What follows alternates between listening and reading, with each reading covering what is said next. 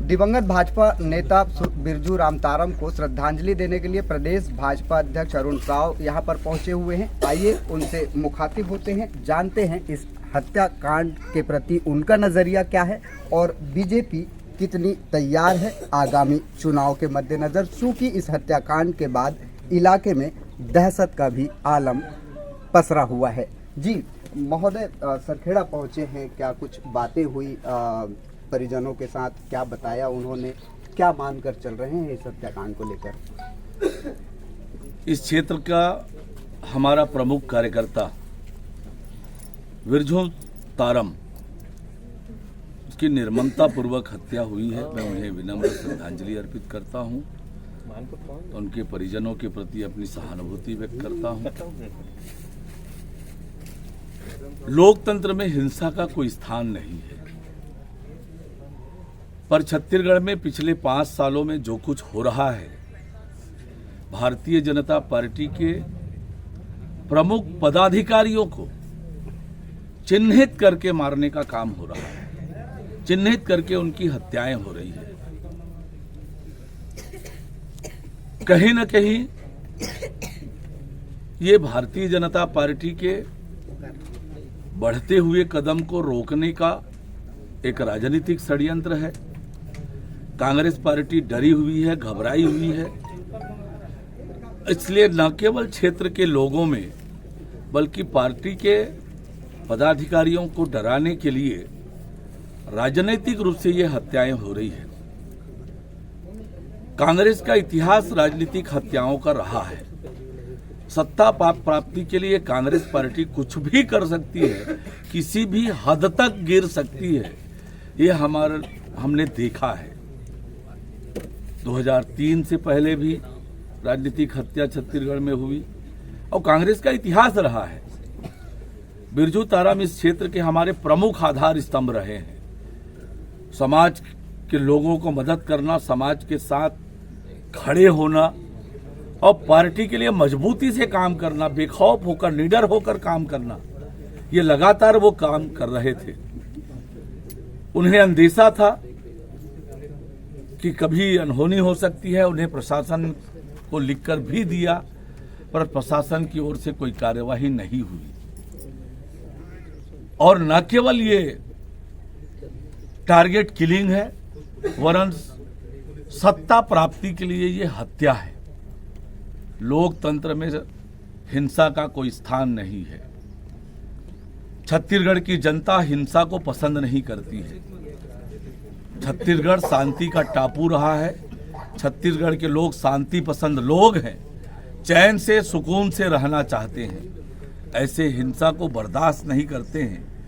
और जो हिंसा को संरक्षण देने वाले लोग हैं, राजनीतिक हिंसा कराने वाले लोग हैं, उनको छत्तीसगढ़ की जनता, मोहला मानपुर की जनता उखाड़ कर फेंकेगी और हम छत्तीसगढ़ में शांति व्यवस्था स्थापित करेंगे। इस वारदात से कहीं न कहीं चुनावी माहौल को प्रभावित किया है इस हत्याकांड ने। क्या अतिरिक्त सुरक्षा महसूस कर रहे हैं पार्टी कार्यकर्ता, ताकि निर्भय होकर के यहाँ पे चुनाव संपादन कर सके? मैंने जिला प्रशासन से बात की है और सुरक्षा के पुख्ता इंतजाम करने के लिए कहा है। उच्च अधिकारियों से भी इस विषय पर बात करूंगा कि लोग निडर होकर, बेखौफ होकर चुनाव की प्रक्रिया में भाग ले सके, इसलिए पुख्ता इंतजाम करें सुरक्षा का, ताकि लोग निर्भय होकर, निष्पक्ष होकर चुनाव की प्रक्रिया में भाग ले सकें। सेंट्रल मिनिस्टर आए हुए थे, पूर्व मुख्यमंत्री जी भी आए हुए थे। क्षेत्रवासियों की तरफ से, पार्टी कार्यकर्ताओं की तरफ से भी मांग उठी कि उच्च स्तरीय जांच सुनिश्चित हो और सुरक्षा की भी मांग एक लिहाज से उठी थी। सेंट्रल मिनिस्टर आए हुए थे, पता चल रहा है कि अतिरिक्त फोर्सेस यहाँ पे चुनाव के मद्देनजर भेजे जा रहे हैं, क्या कुछ जानकारी है? देखिए, पार्टी छत्तीसगढ़ में निष्पक्ष चुनाव हो, इसके लिए हर प्रयत्न करेगी और उसी के तहत ये होगा। हमारे केंद्रीय मंत्री जी ने भी निश्चित रूप से अवगत कराया है वस्तु स्थिति से। देश के गृह मंत्री माननीय अमित शाह जी भी पूरी तरह से इस विषय पर संज्ञान में लेकर काम कर रहे हैं। राज्य सरकार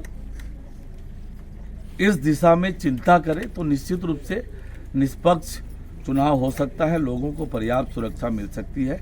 केंद्र सरकार हर प्रकार से छत्तीसगढ़ के लोगों की सुरक्षा के लिए सहयोग करने के लिए हमेशा तैयार रही है, आगे भी करेगी, पर राज्य सरकार को कदम आगे बढ़ाना पड़ेगा। एक अंतिम सवाल महोदय, क्षेत्र के विधायक पर भी सवाल उठे, शासन पर भी सवाल उठा, प्रशासन पर भी सवाल उठ रहा है।